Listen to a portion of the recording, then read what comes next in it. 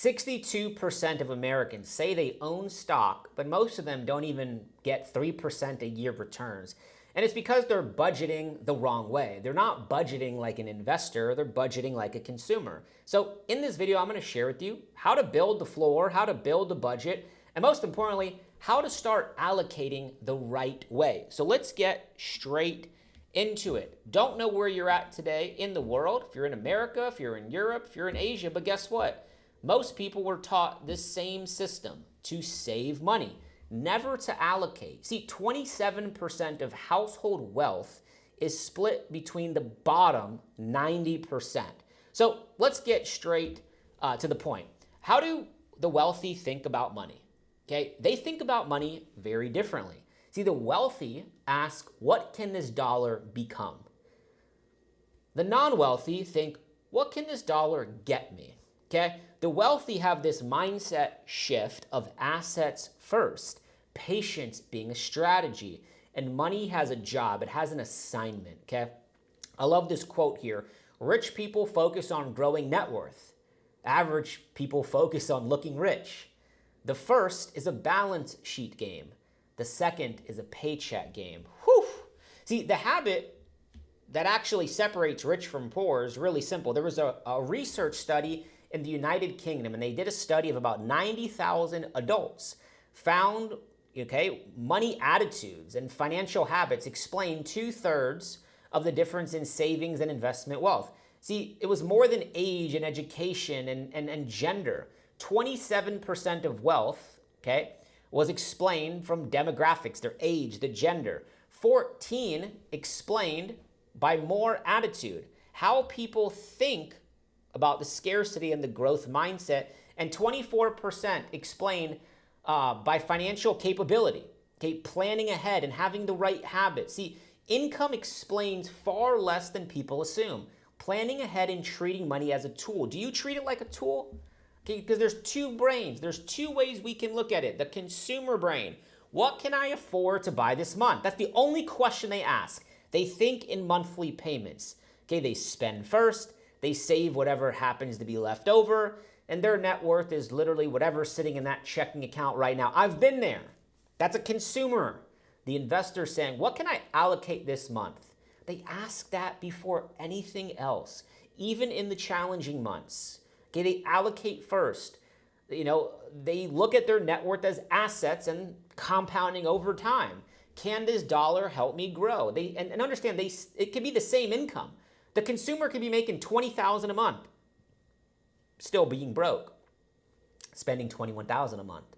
The investor can make $10,000 a month or $20,000 a month and turn that into millions of dollars if there is the right mindset. So my advice, stop saving your money. Once this floor is built, I'm gonna put the link in the description. If you haven't watched the financial floor video, go watch that immediately right after this. Because once you have that floor, every extra dollar left in savings is a dollar that stopped working for you. So you gotta put it to work. See, saving protects money. Only allocating will grow it though. Confusing these two jobs is an expensive mistake that most people make in finance. So what does allocating even mean? Okay, allocating means giving every extra dollar a destination. Maybe it's a stock. Maybe you love crypto like me. Maybe it's real estate. Maybe it's your own education. But the moment the dollar shows up, it now has to arrive somewhere else. See, the saving mentality asks, how much can I avoid spending? It's a defensive question. It protects what you already have. Allocating, that mindset asks, where does this dollar go to work? Where do I put it to go into offense and to work for me so I can win this game? See, savings is a pause button, but allocating is a press play button. You do need both, but only one eventually is going to build wealth. Now, this consumer budget versus this investor budget, let's break this down. Okay, here's the comparison. The consumer order, super simple. First, they pay for the needs and wants. Second, they see what's left at the end of the month. Third, maybe they save, maybe they don't. Last, they invest it. It's not a good result. Okay, now the investing order is super simple. I allocate to investments. It's automatically. We automate this process. Number two is we cover the needs with what remains. Third, we enjoy what's left after that. I'm not saying not to have fun, not to live a life. You're working hard. You deserve at times that vacation or that trip or that experience. 1,000%. That's what life's about. But I also believe on the left-hand side, you get stuck and then you live a life that you hate. And that's not what we want. So what are the wealthy doing? Okay, this is what the data shows. Okay, the net worth gap between the bottom and the top 10% of US households. That's insane. 30% of all US household wealth was held by just the top 1%. What's the 1% doing? They're investing, okay? They're putting the money to work. The bottom percent, what are they buying? They're buying houses and they're buying cars. Could those be assets? But yes, but they're not for most because they don't use it the correct way. So what's the engine? The engine is simple. The S&P on average has returned about 10% over the past 100 years. 7 of 10, okay, years finish positively, and 62%, they have money in the markets. A lot of times it's in the wrong markets. See, owning an index fund means owning a small slice of the 500 largest companies in America. It's diversified, there's low fees. I'm not the biggest fan of this, maybe because I like a little bit more risk if you haven't figured it out on this channel, but it's a starting point. And I do have index funds and ETFs that are more long-term in one of my retirement accounts, but I believe you learning this is really the foundation, and you can reach out to me if you need help, because I teach, and I mainly teach about cryptocurrency. Been teaching it since 2017, and crypto's no longer a fringe. It's, yes, more volatile, but it's a lot of fun when you experience a crypto bull run for some of the potential returns. See, 74% of crypto holders own Bitcoin. It's not going anywhere, okay? A study showed 1 in 4 Americans now own digital assets. This was in 2021. And yes, Bitcoin is 1,000% a bigger multiplier than the S&P. So you need the right allocation into crypto. Okay, not all in, but you need to know this right here. You can screenshot this.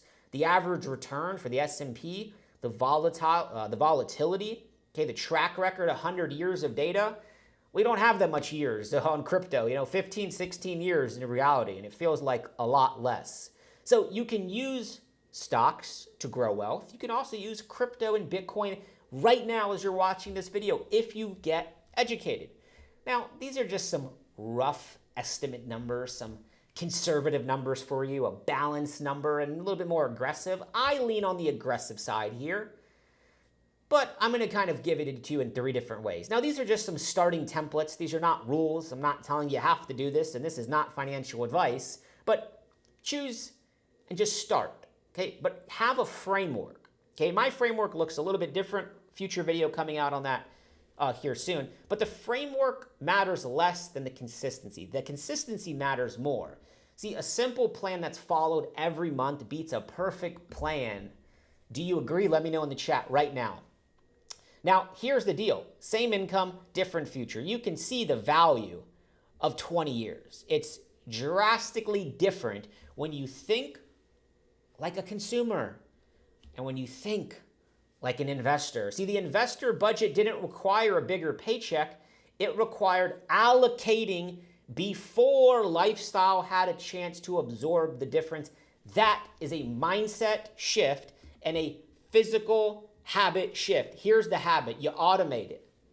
You dollar cost average, okay, into a stock, into a crypto. You ignore the noise. You ignore the text message that this is the next Bitcoin or this is the next big stock. Everybody's buying SpaceX and they're buying it at the top, or you just ignore the noise. You keep learning.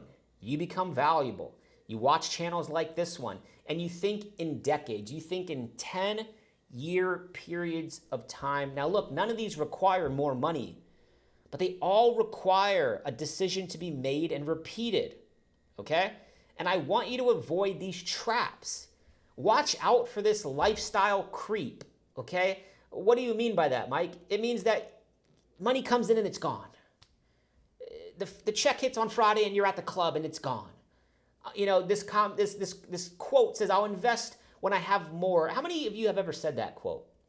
It's not going to happen. Trying to beat the market. You're not going to beat the market. You're not that good, but you can get better. Okay? And most importantly, don't compare your portfolio. That's why I don't show my portfolios publicly, because it's completely irrelevant.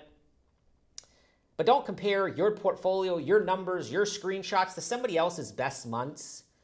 Okay? Every trap above that's on this page is a behavior, not a skill gap.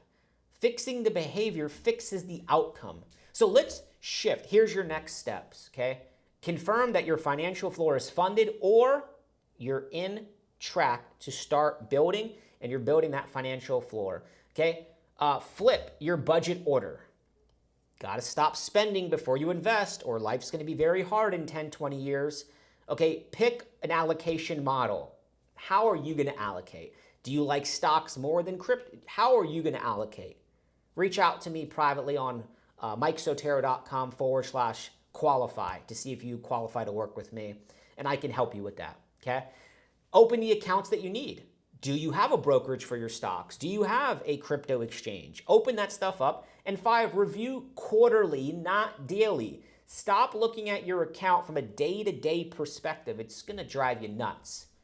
Look at it quarterly if you choose to monthly, but I like doing 4 quarterly reviews, okay? And remember, your goal is to make it out the other side, okay? So stop saving just to save. Start allocating. It's a process that you can repeat forever. I want you to write this down, that you budget like an investor, not a consumer. Hit the like button down below. Make sure you subscribe to the channel. And you can go to mikesotero.com right now and find out all my free courses and books. All that stuff is live on my channel, on my website right now. And subscribe down below for this channel for more future videos. God bless you. See you soon.